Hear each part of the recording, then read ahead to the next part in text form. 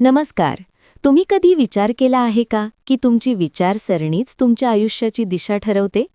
2026 या नव्या वर्षात चला आपल्या विचारांना नवी ऊर्जा आणि नवी दिशा देऊया. आज मी तुम्हाला अशा एका प्रवासावर घेऊन जाणार आहे जिथे तुम्ही तुमच्या विचारांची ताकद ओळखाल आणि अनुभव घ्याल की सकारात्मकता आयुष्य कसं पूर्णपणे बदलू शकते. आपल्या सगळ्यांच्या आयुष्यात चढ-उतार येतात. कधी-कधी आपण हार मानतो आणि वाटतं की कदाचित आपलं नशीबच असं आहे. पण खरंच असं असतं का? आपलं नशीब आधीच ठरलेलं असतं का? The power of positive thinking हे पुस्तक आपल्याला शिकवतं की आपली विचारसरणीच आपलं नशीब घडवते. सकारात्मक विचार म्हणजे काही जादू नाही, ती एक सवय आहे, एक मानसिकता आहे, जी हळूहळू तुमचं मन आणि हृदय बदलते. जेव्हा तुम्ही स्वतःला म्हणता मी हे करू शकतो, तेव्हा तुमच्यात एक शक्ती निर्माण होते, जी तुम्हाला पुढे जाण्यास प्रेरणा देते. हीच सकारात्मक विचारांची खरी ताकद आहे. या पुस्तकात लेखक नॉर्मन विन्सेंट पीएल यांनी स्पष्ट केलं आहे की आपले विचार आपल्या कृतींवर थेट परिणाम करतात. जर आपण आपलं मन सकारात्मक विचारांनी भरून टाकलं तर कोणतीही अडचण आपल्याला हरवू शकत नाही. मग ती नोकरी असो, नातं असो किंवा एखादं स्वप्न, योग्य विचारसरणीसोबत पुढे गेलं तर सगळं काही शक्य होतं. 2026 मध्ये चला एक ठाम वचन देऊया की आपण आपली विचारसरणी बदलू, आपल्या आतली नकारात्मकता दूर करू आणि तिच्या जागी सकारात्मकता आणू. लक्षात ठेवा, विचार बदलले की दृष्टिकोन बदलतो आणि दृष्टिकोन बदलला की आयुष्यही बदलतं.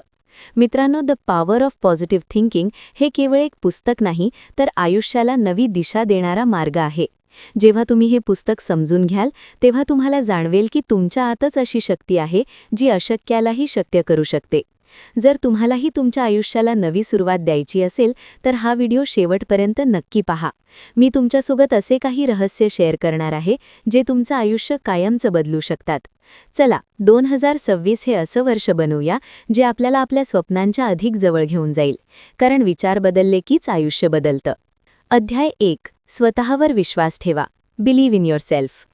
तुम्हाला माहीत आहे का की तुमच्या आयुष्यात एक असा जादुई घटक आहे ज्याचा स्वीकार केल्यास तुमचा आनंद आणि यश अनेक पटींनी वाढू शकतं?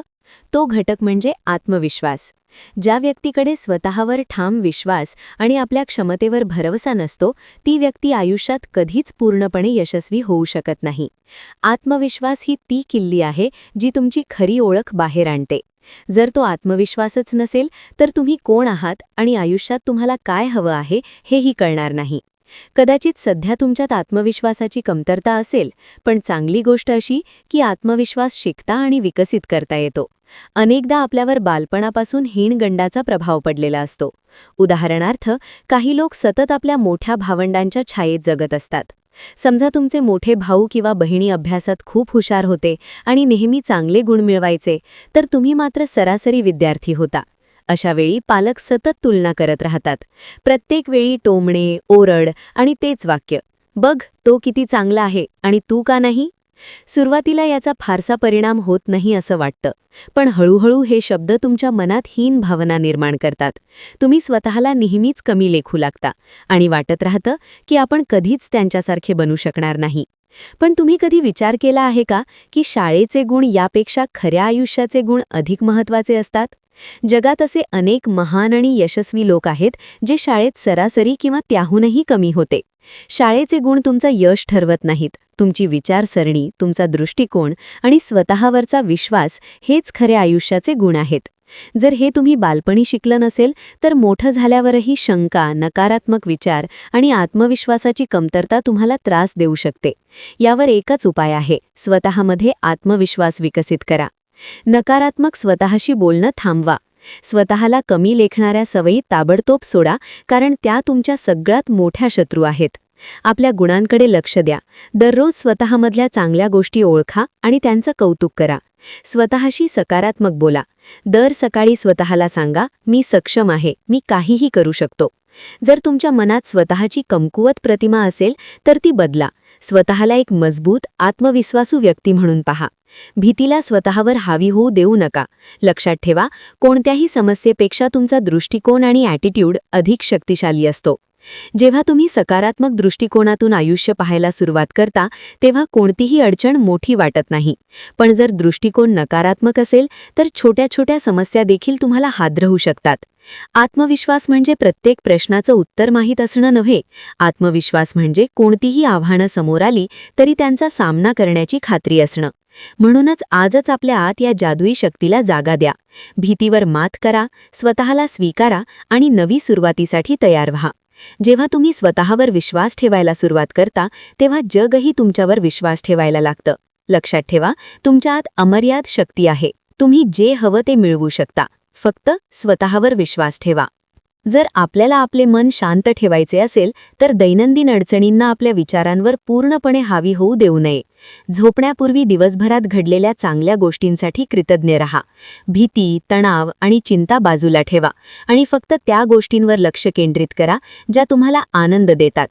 शांत मन आणि सकारात्मक मानसिकतेमुळे केवळ चांगली झोपच नाही तर आनंदी आणि सुकून्याची जीवनशैलीही मिळते. या अध्यायात दिलेल्या सूचना जर तुम्ही तुमच्या जीवनात अंमलात आणल्या तर हळूहळू तुम्हाला जाणवेल की तुमची विचारसरणी बदलत आहे. तुमचे मन अधिक शांत होत आहे आणि नकारात्मकतेची जागा सकारात्मकतेने घेतली आहे. लक्षात ठेवा, शांत आणि मजबूत मन हीच तुमची खरी ताकद आहे. ती मिळवण्यासाठी आजपासूनच सुरुवात करा. दररोज थोडा वेळ स्वतःसाठी काढा, विचार शुद्ध ठेवा आणि मन शांत करा. हाच खऱ्या आणि सुखी जीवनाकडे जाणारा पहिला टप्पा आहे. Chapter 3, how to have constant energy. सतत ऊर्जा कशी टिकवायची? आपण अनेकदा विसरतो की आपले मन किती शक्तिशाली आहे. जेव्हा आपण सतत स्वतःलाच सांगत राहतो की मी थकलो आहे, तेव्हा शरीरसुद्धा तशीच प्रतिक्रिया देऊ लागतं. प्रत्यक्षात आपल्या थकव्यामागे शारीरिक मेहनतीपेक्षा आपली विचारसरणी अधिक जबाबदार असते. जर आपल्याला अमर्याद ऊर्जेचा स्रोत हवा असेल तर सर्वात आधी आपल्याला आपल्या शरीराची काळजी घ्यावी लागेल. याचा अर्थ असा की आहारीदायी आहार घ्या, दररोज व्यायाम करा, पुरेशी झोप घ्या आणि धूम्रपान, मद्यपान किंवा अति खाण्यासारख्या अपायकारक सवयी टाळा. जेव्हा आपण या गोष्टी पाळतो तेव्हा दिवसभर काम करूनही आपल्याला ताजेतवाने वाटते. ऊर्जा वाढवण्याचा दुसरा महत्त्वाचा मार्ग म्हणजे भावनिक समतोल राखणे. जेव्हा शरीर, मन आणि आत्मा एकाच लयीत काम करतात तेव्हा आपण स्वतःला अधिक मजबूत आणि सकारात्मक अनुभवतो. आपली शारीरिक ऊर्जा थेट आपल्या भावनिक स्थितीवर अवलंबून असते आणि भावनिक स्थिती पूर्णपणे आपल्या मानसिक स्थितीवर ठरते. सॅमची कथा. सॅम नावाचा एक व्यावसायिक मोठ्या मानसिक अडचणीत अडकला होता. तो एका विवाहित महिलेशी नात्यात होता आणि त्यामुळे त्याला तीव्र अपराधीपणाची भावना वाटत होती. तो हे नातं संपवू इच्छित होता, पण ती महिला तयार नव्हती. तिने त्याला धमकी दिली की जर त्याने नातं तोडलं तर ती सर्व काही तिच्या पतीला सांगेल. या भीतीमुळे आणि तणावामुळे सॅमची मानसिक स्थिती बिघडत गेली. त्याला रात्री झोप लागत नव्हती. त्याने मनोपचार घेतले, झोपेच्या गोळ्याही घेतल्या, पण काहीच उपयोग न झाला. त्याची अनिद्रेची समस्या दिवसेंदिवस वाढत गेली आणि त्याचा परिणाम त्याच्या संपूर्ण आयुष्यावर झाला. शेवटी त्याच्या थेरपिस्टनी त्याला लेखक नॉर्मन विन्सेंट पील यांची भेट घेण्याचा सल्ला दिला. सुरुवातीला सॅमला यावर विश्वास वाटला नाही, पण शेवटी तो भेटायला गेला. नॉर्मन यांनी त्याची संपूर्ण कहाणी शांतपणे ऐकून घेतली आणि म्हणाले, तुला झोप कशी लागेल? तुझ्यासोबत पलंगावर 2 पाहुणे झोपतात. सॅम चकित झाला. नॉर्मन हसत म्हणाले, ते पाहुणे म्हणजे भीती आणि अपराधीपणा. नॉर्मन यांनी सॅमला आपल्या चुका स्वीकारण्याचा, मन हलके करण्याचा आणि ईश्वराकडे क्षमा मागण्याचा सल्ला दिला. सॅमने हे सर्व मनापासून केलं आणि काहीच दिवसात त्याच्या आयुष्यात मोठा बदल झाला. त्याला पुन्हा शांत झोप येऊ लागली आणि तो दिवसभर अधिक ऊर्जावान वाटू लागला. Chapter 4, try prayer power. प्रार्थनेची शक्ती. अनेक लोकांना वाटते की शारीरिक आजार म्हणजे फक्त शरीरातील बिघार, पण ते हे विसरतात की मानसिक आणि आध्यात्मिक आरोग्य तितकेच महत्त्वाचे असते. शरीर निरोगी ठेवायचे असेल तर मन आणि आत्म्याची शांती आवश्यक आहे. आज अनेक वैद्यकीय तज्ज्ञसुद्धा उपचारांमध्ये प्रार्थनेच्या शक्तीवर विश्वास ठेवतात. प्रार्थना केल्याने आपल्या आत एक सकारात्मक ऊर्जा निर्माण होते. ही ऊर्जा केवळ मानसिक ताकदच देत नाही तर शारीरिक समस्यांपासून आणि अकाली वृद्धत्वापासूनही संरक्षण करते. प्रार्थनेचा खरा उद्देश म्हणजे मन आणि आत्मा उघडणे, जेणेकरून आपण त्या दैवी शक्तीशी जोडले जाऊ शकतो. बिलची यशोगाथा. प्रे, पिक्चराइज, ॲक्च्युअलाइज. न्यूयॉर्कमधील बिल नावाच्या एका व्यक्तीने अतिशय छोट्या प्रमाणावर व्यवसाय सुरू केला होता. सुरुवातीला त्याच्याकडे फक्त 1 कर्मचारी होता, पण काही वर्षांतच त्यांनी मेहनत, सकारात्मक दृष्टिकोन आणि प्रार्थनेच्या बळावर त्या छोट्या व्यवसायाला मोठ्या कंपनीत रूपांतरित केले. बिल यशाचे 3 सूत्र सांगतो. प्रे, प्रार्थना करा. समस्या ईश्वरासमोर मांडा. पिक्चराइज, कल्पना करा. आपल्या स्वप्नांची स्पष्ट प्रतिमा मनात तयार करा. ॲक्च्युअलाइज, प्रत्यक्षात आणा. त्या स्वप्नांना खरे होताना पहा. जेव्हा तुम्ही सातत्याने ही प्रक्रिया करता तेव्हा तुमचे अवचेतन मन त्या गोष्टी सत्य मानू लागते आणि हळूहळू तुमची स्वप्ने प्रत्यक्षात उतरू लागतात. या पद्धतीमुळे मानसिक, शारीरिक आणि आध्यात्मिक आरोग्य सुधारते. लक्षात ठेवा, जेव्हा आपण ईश्वराशी जोडले जातो तेव्हा आपली शक्ती दुप्पट होते. फक्त मेहनत आणि सकारात्मक दृष्टिकोनच नाही तर प्रार्थनाही तुमच्या यशकथेचा एक महत्त्वाचा भाग असू शकते. म्हणूनच आजपासूनच प्रार्थनेच्या शक्तीचा उपयोग सुरू करा आणि आपल्या जीवनाला एक नवी दिशा द्या. Chapter 6. How to create your own happiness. आपली स्वतःची आनंदाची भावना कशी निर्माण करावी.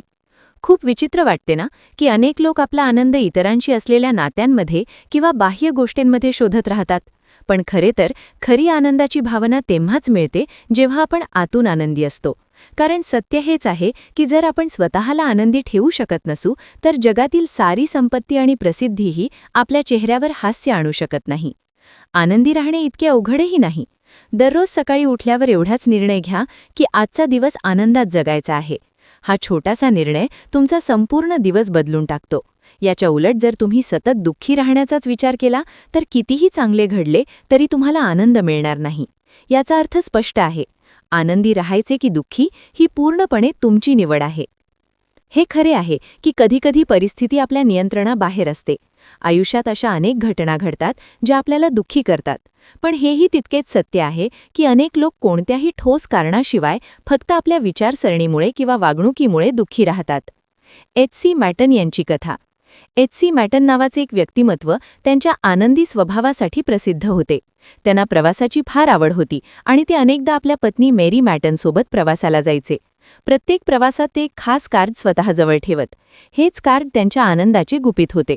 त्यांचा आनंद इतका प्रेरणादायी होता की जो कोणी त्यांना भेटायचा तो त्यांच्या सकारात्मक ऊर्जेने प्रभावित झाल्याशिवाय राहत नसे. तुम्हाला प्रश्न पडला असेल की त्या कार्डवर नेमके काय लिहिले होते. त्यावर असे लिहिले होते, if you want to be happy, let go of hate and worry, live a simple life, always give more than you receive, think less of yourself and more of other people. याचा अर्थ असा, जर तुम्हाला आनंदी राहायचे असेल तर द्वेष आणि चिंता सोडून द्या. साधे जीवन जगा. जितके मिळते त्यापेक्षा जास्त देण्याचा प्रयत्न करा. स्वतःबद्दल कमी आणि इतरांबद्दल अधिक विचार करा. हा संदेश तुमच्या जीवनात अंमलात आणून पहा. सुरुवातीला तो थोडासा जुना किंवा सामान्य वाटेल, पण फक्त 1-2 आठवडे तो पाळून पहा. तुम्हालाच जाणवेल की तुमच्या आयुष्यात किती मोठा बदल होऊ शकतो. हे विचार जितके साधे वाटतात तितकेच ते प्रभावी आहेत. जेव्हा तुमची विचारसरणी बदलते तेव्हा जगाकडे पाहण्याचा तुमचा दृष्टिकोनही बदलतो. जसा तुम्ही आतून आनंदी होऊ लागता तसतसे तुम्हाला आजूबाजूला सर्वत्र आनंद दिसू लागतो. आंतरिक आनंद मिळवणे म्हणजे एखाद्या चमत्कारासारखेच आहे. तो मिळाल्यावर असे वाटते की आपण जरी त्याच जगात असलो तरी आता आपण स्वतःचे अधिक चांगले रूप बनलो आहोत. म्हणून स्वतःला एक प्रश्न विचारा, मी स्वतःशी खरोखर आनंदी आहे का? जर उत्तर नाही असेल तर हीच योग्य वेळ आहे आपली विचारसरणी बदलण्याची, दृष्टिकोन सकारात्मक करण्याची आणि आयुष्य आनंदाने भरून टाकण्याची. आनंदी राहणे तुमच्या हातात आहे. आजपासून आत्ताच सुरुवात करा. चॅप्टर 6. राग आणि अतिधावपळ थांबवा. कदाचित आधीच्या अध्यायात तुम्ही जास्त ऊर्जा मिळवण्यासाठी दिलेले उपाय वाचले असतील. पण तुम्ही कधी विचार केला आहे का की आपण इतक्या लवकर ऊर्जा का गमावतो? सर्वात आधी गरज आहे ती आपल्या आयुष्याचा वेग थोडा कमी करण्याची. आजच्या आधुनिक जीवनशैलीत आपण जगत नाही तर सतत धावत आहोत. झपाट्याने खाणे, झपाट्याने चालणे, वेगात गाडी चालवणे. कारण आपण सतत काहीतरी मिळवण्याच्या मागे धावत असतो. या यशाच्या शर्यतीत आपण आपली शांती आणि आनंद हरवून बसतो. ही धावपळ आपले मन आणि आरोग्य दोन्हींवर खोल परिणाम करते. ताणतणाव, राग आणि अस्वस्थता आपल्या आयुष्याचा भाग बनले आहेत. पण खरंच अशी जीवनशैली जगण्यासारखी आहे का? उत्तर आहे नाही. यावरचा सर्वात सोपा उपाय म्हणजे आपल्या जीवनाचा वेग नियंत्रित करणे. मनातील विचारांचा गोंधळ शांत करणे आणि नैसर्गिक साधे जीवन जगण्याचा प्रयत्न करणे. मानसिक आणि आध्यात्मिक आरोग्याला प्राधान्य द्या आणि राग कमी करा. राग नियंत्रणासाठी एक साधी साधना. एका खुर्चीवर शांत बसून शरीर आणि मन पूर्णपणे शिथिल करा. स्वतःला एखाद्या शांत खोल तलावासारखे समजा. नंतर काही मिनिटांसाठी एखादा सुंदर शांत करणारा प्रसंग मनात आणा. त्या दृश्यामुळे तुमचे मन शांत होईल आतली शांतता ऐका आणि अनुभवा.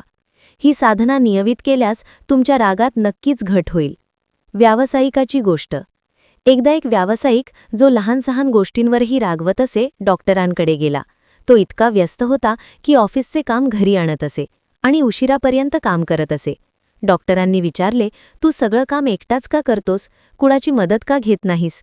हे ऐकून तो चिडला आणि म्हणाला, माझं काम माझ्या इतकं चांगलं कोणीच करू शकत नाही. डॉक्टरांनी त्याला एक विचित्र सल्ला दिला. दररोज 2 तास कामातून ब्रेक घ्या आणि आठवड्यातून एकदा स्मशानभूमीत जा. तेथे जाऊन त्याने पाहिले की अनेक लोक ज्यांना वाटत होते की त्यांच्याशिवाय जग चालणार नाही, आज नसतानाही जग पूर्वीसारखेच चालू आहे. तेव्हा त्याला उमगले की आपल्याशिवायही जग चालते. त्याने आपली जीवनशैली बदलली, अधिक शांतपणे जगू लागला आणि त्याचा राग कमी झाला. कामही अधिक चांगले होऊ लागले. आपण समजतो की वेगाने धावल्याने आपण खूप काही मिळवू, पण प्रत्यक्षात आपण आपले आरोग्य आणि मानसिक शांती गमावत असतो. स्पर्धा आणि सतत पुढे जाण्याच्या धडपडीने आपण आतून थकलेलो असतो. सर्व समस्या सुटतीलच असे नाही, पण जीवनाचा वेग कमी करून आपण नक्कीच शांत आणि आनंदी जीवन जगू शकतो. जीवनाचे खरे गुपित म्हणजे शांती, संयम आणि समाधान. म्हणून आजपासूनच आपल्या आयुष्यात समतोल आणण्याचा प्रयत्न करा. धावपळ थोडी कमी करा आणि आनंदी जीवनाचा अनुभव घ्या. या पुस्तकाचा संदेश स्पष्ट आहे. आयुष्यात वेगापेक्षा सुकून अधिक महत्त्वाचा आहे. जर तुम्हाला हा व्हिडिओ आवडला असेल तर लाईक करा, मित्रपरिवारासोबत शेअर करा आणि चॅनलला सबस्क्राईब करायला विसरू नका. पुन्हा भेटूया एका नव्या आणि उत्कृष्ट बुक समरीसह. तोपर्यंत शांत रहा, आनंदी रहा आणि शिकत रहा. धन्यवाद.